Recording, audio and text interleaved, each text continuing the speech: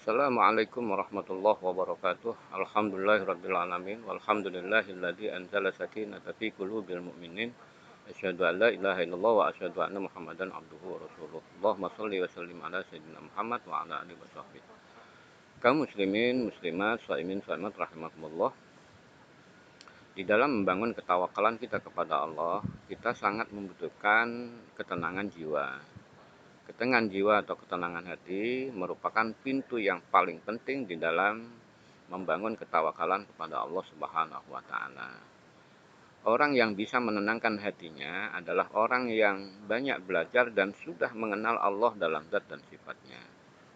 Karena Allah sendiri menjabarkan kekuasaannya itu adalah dalam asma-asma yang agung. Sebagaimana Allah katakan di dalam sebuah hadis qudsi, Anar-Rahman wa khalaqtu rahimi wa saqatu isman min ismi.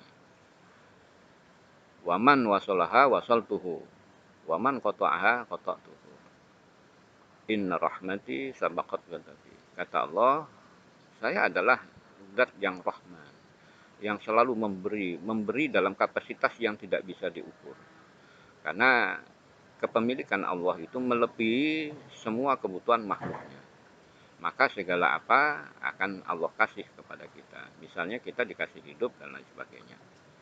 Kemudian dalam mewujudkan kekuasaan Allah yang sangat meluas, meliputi semesta alam, maka Allah menciptakan kerabat di dalam asma mustaqnya, yaitu Allah, kalimat jalalah. Apa itu? Yaitu asma.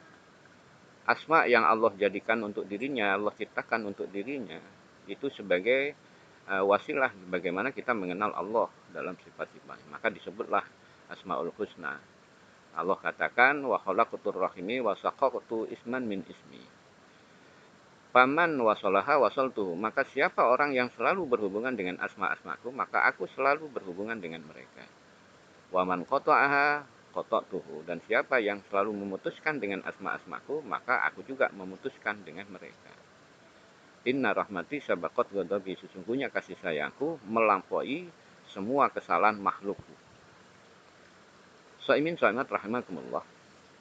Jadi membangun ketenangan itu harus banyak mengenal Allah dalam sifatnya. Maka ketika kita sudah banyak mengenal Allah dalam sifat, maka dari sifat itulah kita sering mengingat Allah Subhanahu wa taala dalam sifat yang menggambarkan tentang hak perilaku Allah yang kapasitasnya melampaui apa yang diciptakan.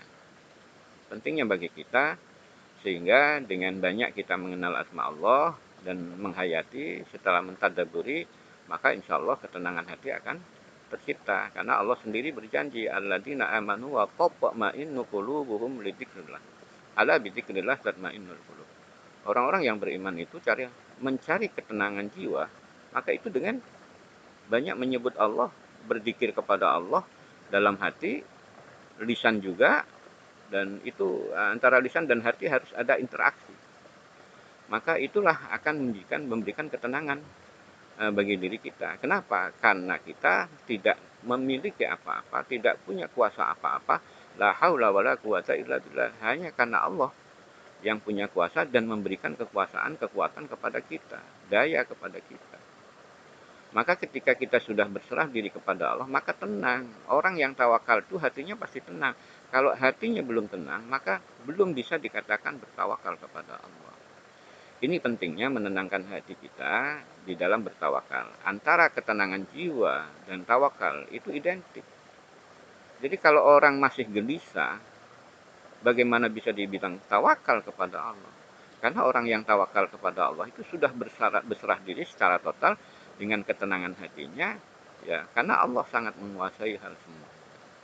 Maka dengan demikian, mari kita dari satu kata demi kata, satu asma demi asma dari sifat Allah Subhanahu wa taala, atau kata-kata yang bisa menyandarkan atau mengarahkan kepada keimanan kita kepada Allah, itu akan berbuah ketenangan jiwa. Maka dengan bulan Ramadan ini kita banyak berzikir, insya Allah kita akan tenang jiwa kita. Dan ketika kita sudah mampu menenangkan jiwa kita, baru kita bisa bertawakal kepada Allah. Akhirul kalam, Wallahul muwaffiq ila Assalamualaikum warahmatullahi wabarakatuh.